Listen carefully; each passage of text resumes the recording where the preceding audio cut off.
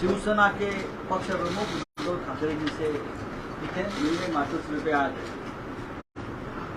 दिल्ली के मुख्यमंत्री अरविंद केजरीवाल जी, पंजाब के मुख्यमंत्री भगवत सिंह मान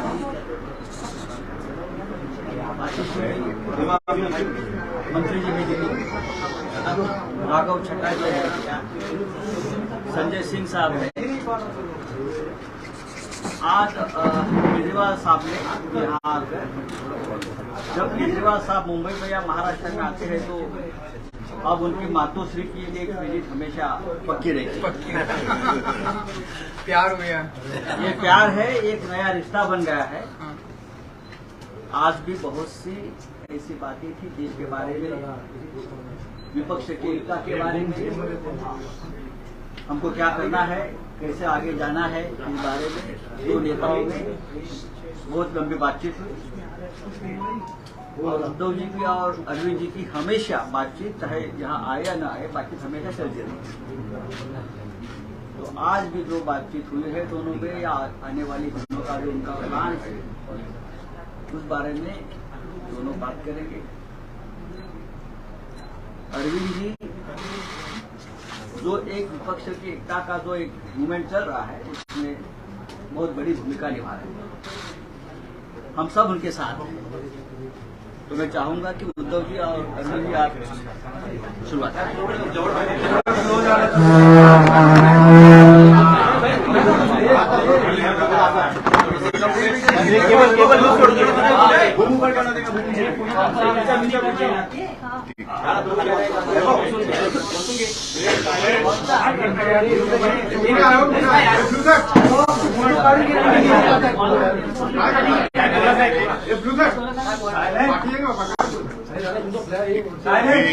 पहिलं थोडं मराठीमध्ये बोलतो।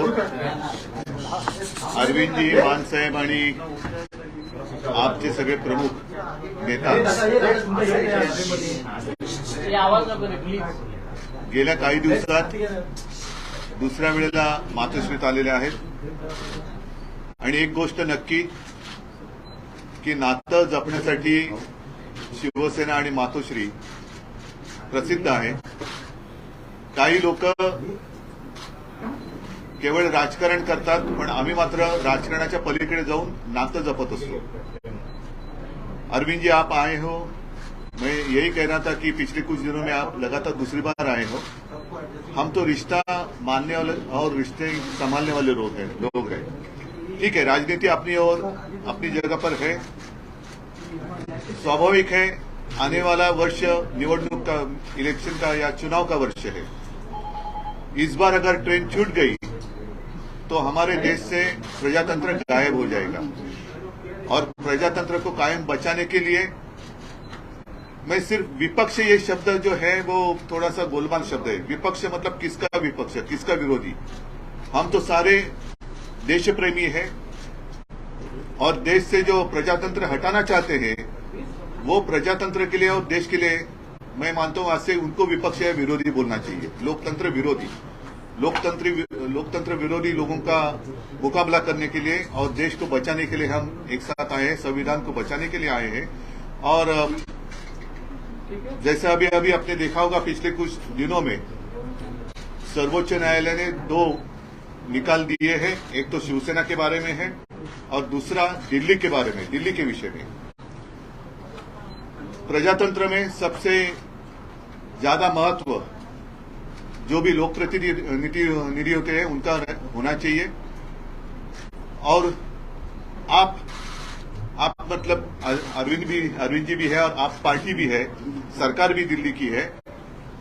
उनके मैं साइड से नहीं कहता कि, लेकिन उनके बारे में जो सर्वोच्च न्यायालय ने एक फैसला दिया है वो एक प्रजातंत्र के लिए आवश्यक था, लेकिन उसके खिलाफ केंद्र सरकार ने काय म्हणतात त्याला वटहुकूम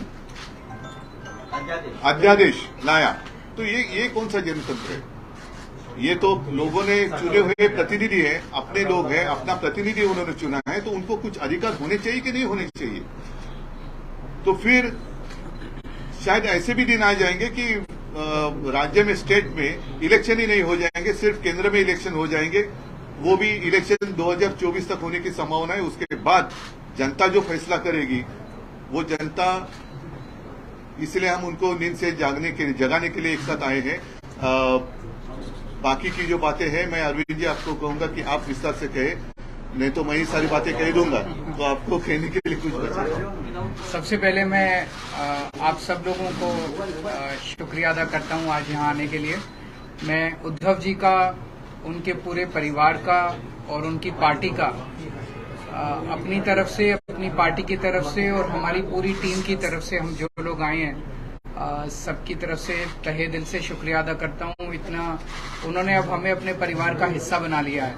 तो जैसा उन्होंने कहा, मैं भी उन्हें कहना चाहता हूं कि हम भी रिश्ता निभाने वालों में हैं। आपके साथ रिश्ता बनाया है तो पूरी जिंदगी आपके साथ रिश्ता निभाएंगे, दोस्ती का रिश्ता। Thank you so much for receiving us so warmly. जैसा आप सब लोग जानते हैं कि दिल्ली के लोगों ने बहुत लंबी लड़ाई लड़ी अपने अधिकारों के लिए। जैसे ही दिल्ली में हमारी सरकार बनी 2015 में, हमारी सरकार बनते ही मोदी सरकार ने हमारी सारी शक्तियां छीन ली एक छोटा सा नोटिफिकेशन पारित करके। फरवरी 2015 में सरकार बनी और मई के अंदर 3 महीने में नोटिफिकेशन जारी करके हमारी सारी शक्तियां छीन ली। 8 साल दिल्ली के लोगों ने लड़ाई लड़ी सुप्रीम कोर्ट के अंदर। 8 साल लड़ाई लड़ने के ने हमारे पक्ष में फैसला दिया। जिस दिन फैसला, सारी शक्तियां वापस छीन ली। तो जनतंत्र के अंदर जनता की चलनी चाहिए कि गवर्नर की चलनी चाहिए, जनता की चलनी चाहिए कि केंद्र की चलनी चाहिए। जनतंत्र में तो चुनी हुई सरकार के पास पावर होनी चाहिए ताकि जनता के, जो जनता मांगे वो काम कर सके, जनता के प्रति जवाब दे तो चुनी हुई सरकार होती है। लेकिन उन्होंने सारी शक्तियां छीन ली। इसका मतलब ये साफ साफ ये लोग ये बोल रहे हैं कि हम सुप्रीम कोर्ट को नहीं मानते। पिछले जिस तरह का इनका रवैया इन लोगों का, हमने पिछले कुछ स्पेन का कोई वो नहीं है। अब इन्होंने एक मैसेज दे दिया कि सुप्रीम कोर्ट जो मर्जी फैसला दे, हम नहीं मानते, हम ऑर्डिनेंस लाके सुप्रीम कोर्ट के फैसले पलट देंगे। ऐसे हमारा देश कैसे चलेगा? ऐसे तो हमारा देश नहीं चल सकता। और ये जनतंत्र सुप्रीम कोर्ट को भी नहीं मानते और ये जनतंत्र को भी नहीं मानते। शिवसेना तो सबसे ज्यादा भुक्तभोगी है। किस तरह से भारी बहुमत से चुनी हुई, जनता द्वारा चुनी सरकार को इन्होंने गलत तरीके से सीबीआई से, ईडी से, पैसे से इनके एमएलए को तोड़ के इनकी सरकार गिरा दी। तो अब इनकी 3 तरीके हैं बीजेपी के। 3 तरीकों से ये, अगर कोई बीजेपी की सरकार नहीं बनाएगा, किसी राज्य में नहीं बनेगी, तो या तो वो एमएलए खरीद के उसकी सरकार गिरा देंगे, या एमएलए सीबीआई और ईडी का डर दिखा के एमएलए तोड़ के उनकी सरकार गिरा देंगे, और या फिर ऑर्डिनेंस लाके उनकी सारी शक्तियां छीन लेंगे। दिल्ली में यही हुआ। इन्होंने ऑपरेशन लोटस किया, 2-3 बार ऑपरेशन लोटस किया, हमारे एमएलए खरीदने की, तोड़ने की कोशिश की, हमारा एक भी एमएलए नहीं बिका। जब इन्होंने देखा कि इनकी सरकार टूट नहीं रही, इनकी सरकार गिर नहीं रही, तो अब ये ऑर्डिनेंस लाके इन लोगों ने हमारी सारी शक्तियां छीन ली। तो इन लोगों को बहुत ज्यादा अहंकार हो गया है, और जब किसी आदमी को बहुत अहंकार हो जाता है तो बहुत स्वार्थी हो जाता है वो आदमी। ऐसा व्यक्ति देश नहीं चला सकता जो इतने अहंकार और इतने स्वार्थ के अंदर जीता है। वो फिर देश के बारे में नहीं सोचता। वो केवल ये ऑर्डिनेंस क्या है, ये ऑर्डिनेंस ये है कि सुप्रीम कोर्ट की हिम्मत कैसे हो गई हमारे खिलाफ आदेश देने की, हम देखते हैं। तो ये अहंकार का नतीजा है। अहंकार के अंदर जब आदमी आ जाता है तो फिर कुछ नहीं बचता है। तो मैं बहुत बहुत शुक्रिया अदा करता हूँ शिवसेना का, उद्धव जी का, कि उन्होंने दिल्ली के लोगों का आज साथ दिया। ये लड़ाई दिल्ली की नहीं है, ये लड़ाई पूरे देश के अंदर संविधान की है, जनतंत्र की है, फेडरलिज्म की है।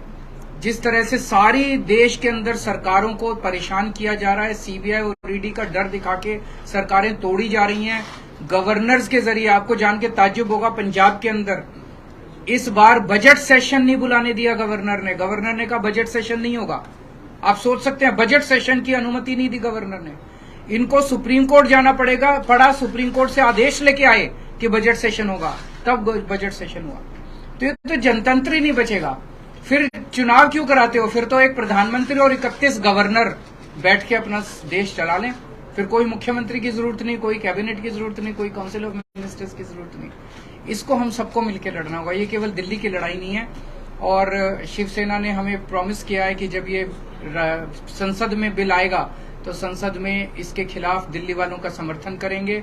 दिल्ली के लोगों की तरफ से मैं बहुत बहुत शुक्रिया अदा करता हूं उद्धव जी का, शिवसेना का। और ये एक तरह से सेमीफाइनल होगा 2024 का। अगर 2000 राज्यसभा के अंदर ये बिल गिर जाता है तो 2024 के अंदर मोदी सरकार दोबारा नहीं आ रही है। मैं उद्धव भगवान जी से बहुत धन्यवाद उद्धव जी का, उनके सारे एमपी लोकसभा और राज्यसभा के मेरे साथी भी रहे, अरविंद जी, संजय राउत जी, और मेरी पार्टी के प्रधान अरविंद केजरीवाल जी। और उद्धव जी ने पहले भी हम मातोश्री में आए थे और यहाँ के हमें घर जैसा माहौल मिलता है, तो उसके लिए मैं बहुत धन्यवाद करता हूँ, इतना मान सम्मान करते हैं। जैसा कि उद्धव जी ने और अरविंद जी ने बोला, लोकतंत्र खतरे में है और बाहरी खतरे में है। कैसे इलेक्टेड की जगह सिलेक्टेड लोग जो हैं वो जनता को चलाते हैं, वो सरकारें चलाते हैं, जबकि लोकतंत्र का मतलब है इलेक्टेड। ये गवर्नर है सिलेक्टेड। तो एलजी कौन बनाता है? एलजी की कभी एलजी ने कोई जनता से कोई गवर्नर ने किसी जनता से कोई मैंडेट लिया? नहीं लिया। अपनी मर्जी का गवर्नर लगा दिया, तंग करो चुनी हुई सरकार को। अगर सरकार इनकी नहीं बनी, हमें भी बजट सेशन के लिए सुप्रीम कोर्ट आना पड़ा। हमारे तो गवर्नर साहब इस बात से भी मुकर गए थे बजट सेशन में कि मैं माई गवर्नमेंट नहीं कहूंगा। तो हमने कहा जी माई गवर्नमेंट क्यों नहीं कहोगे आप? आपकी गवर्नमेंट, आपके सम्मन किया आपने, तो भाषण जो लिखा है वो तो पढ़ना पड़ेगा आपको, वो तो संविधान में है। इसके लिए भी हमें सुप्रीम कोर्ट से ऑर्डर लेना पड़ा कि आपको माई गवर्नमेंट कहना पड़ेगा, वरना दिस गवर्नमेंट कहने वाले थे। दिस गवर्नमेंट मतलब जो राजभवन है पूरे देश में वो बीजेपी के हेड ऑफिस बन गए हैं। जो गवर्नर हैं वो स्टार कैंपेनर बन गए हैं बीजेपी के। ये लोकतंत्र नहीं है। गुलदस्ते में एक ही तरह के फूल नहीं हो सकते। भारत एक गुलदस्ता है, हर फूल का अपना अपना रंग है, हर फूल की अपनी खुशबू है। तो एक माला की तरह भारत है, हर माला का मन का जो है वो अलग अलग रंग का है। लेकिन ये चाहते हैं हमारा ही हो सब कुछ, हमारा ही हो सब कुछ, हम ही राज करें। जैसा कि अरविंद जी ने बताया, अगर जीत के नहीं आते, इलेक्शन से नहीं आते तो बाई इलेक्शन से आ जाते हैं। अगर बाई इलेक्शन से ना आए तो खरीद लेते हैं। तो देश के लिए लोकतंत्र जो है, जैसा कि अदूब जी ने कहा कि विपक्ष नहीं है हम तो देश को प्यार करने वाले लोग हैं। असल में असली जो विरोधी हैं देश के वो हैं जो देश को चला रहे हैं, जो लोकतंत्र की हत्या कर रहे हैं, जो हर रोज धज्जियां उड़ा रहे हैं लोकतंत्र की। तो दिल्ली की, उसके बाद आपको सुन के ताज्जुब होगा, 2015 में शक्तियां छीन ली, तब 67 सीट आई थी 70 में से। शक्तियां ना होने के बावजूद भी अरविंद जी ने काम किए अपने दृढ़ इरादों से, क्योंकि उड़ान जो है वो हौसलों से होती है, वो पंखों से नहीं होती। तो शक्तियां छीनने के बाद भी काम किए। 2020 में दोबारा शक्ति दी लोगों ने, 63 सीट्स। अब इनको यही दिक्कत है कि हम लोग अब एमसीडी भी हार गए, अब इनको ये लगता है कि हम धीरे धीरे देश में हारना शुरू कर चुके हैं, तो अभी देश को बचाना है, अगर सभी को इकट्ठे होना पड़ेगा। हाँ, कुछ विचारक मतभेद होंगे कई पार्टियों के देश में, लेकिन देश बचाने के लिए हमें इकट्ठा होना पड़ेगा। अगर देश ही ना बचा तो फिर पार्टियां क्या करेंगी? पार्टियों का प्रधान बन के, मुख्यमंत्री बन के क्या करोगे जब देश ही ना रहा? 24 में अगर ये आ गए, ये संविधान बदल देंगे। और ये जिस तरीके से चल रहे हैं प्रधानमंत्री जी, बिल्कुल आने वाले दिनों में नरेंद्र पुतिन बनने वाले हैं ये। हाँ, ये इलेक्शन ही कराएंगे, ये कहेंगे 35 साल की मैं ही हूँ, बस 40 साल की ये मैं ही हूँ। तो ये उन राहों पर चल रहे हैं, तो ये बहुत खतरनाक है। देश का लोकतंत्र जो है, देश के शहीदों ने अपना खून का कतरा कतरा, हमारे पुरखों ने कतरा कतरा खून का बहा के ये देश हमको लेके दिया था। ये किसी के बाप की जागीर नहीं है कि ये देश के मालिक बन के बैठ गए। इनकी कोई कुर्बानी, देश को आजाद करवाने में इनका कोई योगदान नहीं है, लेकिन जो आजादी के परवाने थे उन्होंने देश लेके दिया। और देश को ये किन हाथों में बेच रहे हैं, कैसे हर रोज बैंक बिक रहे हैं, रेल बेच दी, तेल बेच दिया, एयरपोर्ट बेच दिया, सब कुछ बेच दिया। कैसे जो जुडिशरी को तंग किया जा रहा है। तो हम उद्धव जी के पास इसलिए आए हैं कि क्योंकि ये भी पीड़ित हैं, उस जो कुल्हाड़ी लेके बैठे हैं ये दिल्ली में, वो सब पे चलती है। तो इसके लिए हम सबको इकट्ठा होके देश को बचाने वाली पीढ़ियां हमसे सवाल पूछेंगी, जब लोकतंत्र खत्म हो रहा था तो आप क्या कर रहे थे? कम से कम हम जवाब देने के लायक रहेंगे कि हम कोशिश कर रहे थे, हम के बाद इनके विरुद्ध इकट्ठे हो रहे थे, हम लोगों को 140 करोड़ लोगों को ये बात मीडिया के जरिए अपनी अपनी भाषा में समझा रहे थे। तो लोकतंत्र को बचाने के लिए आज हम आए हैं और मुझे खुशी है कि उद्धव जी ने बहुत ही साथ दिया और पहले भी बहुत से मुद्दों पर हम लोकसभा में इकट्ठे लड़ते रहे हैं, शिवसेना के जितने भी MP साहबान होते थे। तो मैं इनका बहुत आभार भी व्यक्त करता हूं कि हमें मान सम्मान दिया, और इनको पंजाब आने का न्योता भी देता हूं। आइए, दरबार साहब आइए, माथा टेकिए, वहाँ पे बहुत शांति सुकून वाली जगह, और हम लोग मिलके सब देश को, क्योंकि लंबे सफर को मीलों में मत बांटिए, कौम को कबीलों में मत बांटिए, एक बहता दरिया है मेरा भारत देश, इसको नदियों और झीलों में मत बांटिए। सवाल है कुछ सर, आने वाले चुनाव में लोकसभा और विधानसभा आप और शिवसेना एक साथ चुनाव लड़ेंगे क्या सर?